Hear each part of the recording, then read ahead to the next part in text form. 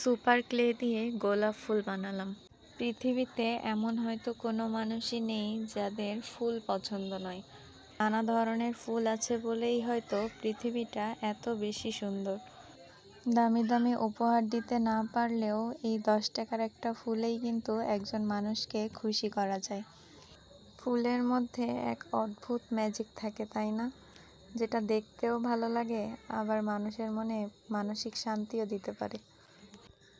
একটা গাছ লাগানোর পর সেই গাছে যখন নতুন ফুল আসে তখন যে কি এক অদ্ভুত শান্তি লাগে তা বলে বোঝানো যাবে না।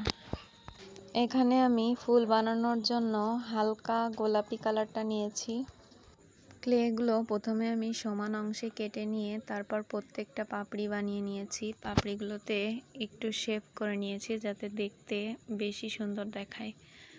ফুলের পাপড়িগুলো সাবধানে লাগাতে হবে, কারণ ক্লে দিয়ে বানানো পাপড়ি একটার সাথে আরেকটা লেগে গেলে ফুলগুলো আর সুন্দর দেখাবে না। এরপর কাঠিতে সবুজ রঙের ক্লে দিয়ে একটা ডাল বানিয়ে নিয়েছি। এরপর ফুলের নিচের দিকে যে কলিগুলো থাকে সেগুলো বানিয়ে নিয়েছি। একই রকমভাবে আমি এখানে একটা লাল রঙেরও ফুল বানিয়ে নিয়েছি। কেমন হলো এটা দেখতে?